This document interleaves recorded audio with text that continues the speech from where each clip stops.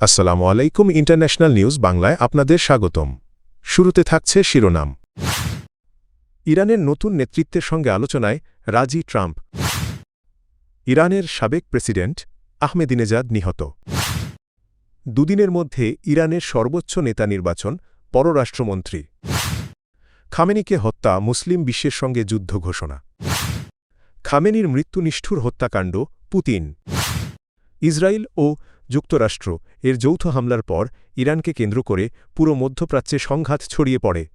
পাল্টাপাল্টি হামলায় ইসরায়েলিরানসহ একাধিক আরব দেশেও ব্যাপক হতাহতের ঘটনা ঘটে।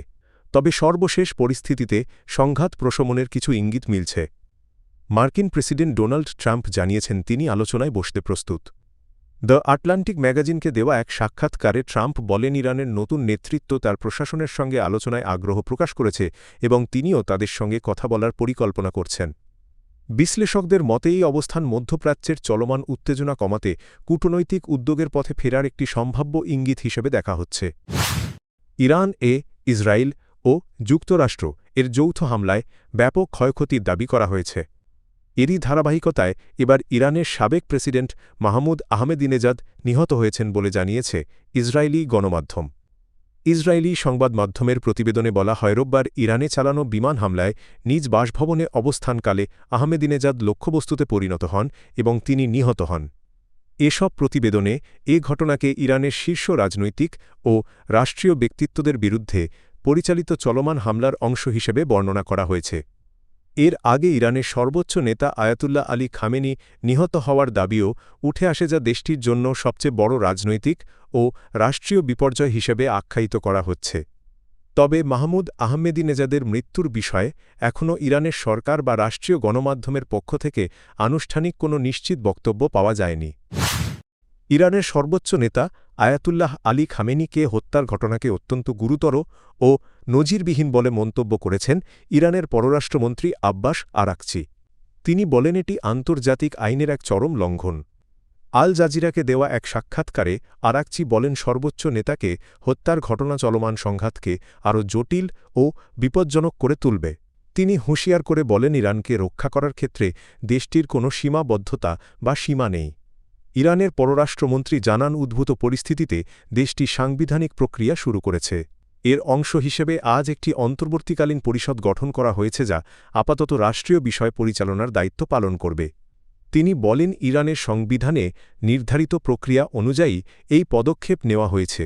গঠিত অন্তর্বর্তী পরিষদে রয়েছেন প্রেসিডেন্ট, বিচার বিভাগের প্রধান এবং গার্ডিয়ান কাউন্সিলের একজন ফকি বা ইসলামী আইনবিদ। ইরানের সর্বোচ্চ নেতা আয়াতুল্লাহ আলী খামেনি হত্যার ঘটনায় যুক্তরাষ্ট্র ও ইসরায়েলকে দায়ী করে কঠোর প্রতিশোধ নেওয়ার ঘোষণা দিয়েছে ইরান। একই সঙ্গে এই হত্যাকাণ্ডকে মুসলিম বিশ্বের বিরুদ্ধে যুদ্ধ ঘোষণার শামিল বলে মন্তব্য করেছেন দেশটির প্রেসিডেন্ট মাসুদ পেজেশকিয়ান। রোববার ১ মার্চ রাষ্ট্রীয় টেলিভিশনে প্রচারিত এক বিবৃতিতে পেজেশকিয়ান বলেন, যুক্তরাষ্ট্র ও ইসরায়েল এর হামলায় ইরানের সর্বোচ্চ নেতাকে হত্যার ঘটনা মুসলিমদের বিরুদ্ধে প্রকাশ্য যুদ্ধ ঘোষণা হিসেবে বিবেচিত হবে।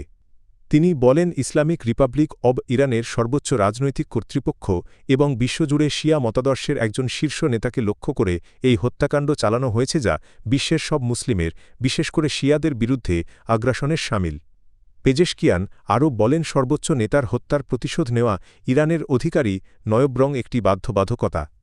তার ভাষায় এই ঐতিহাসিক অপরাধের পরিকল্পনাকারী ও বাস্তবায়নকারীদের বিরুদ্ধে প্রতিশোধ নেওয়াকে ইসলামিক রিপাবলিক অব ইরান তার বৈধ কর্তব্য হিসেবে বিবেচনা করে।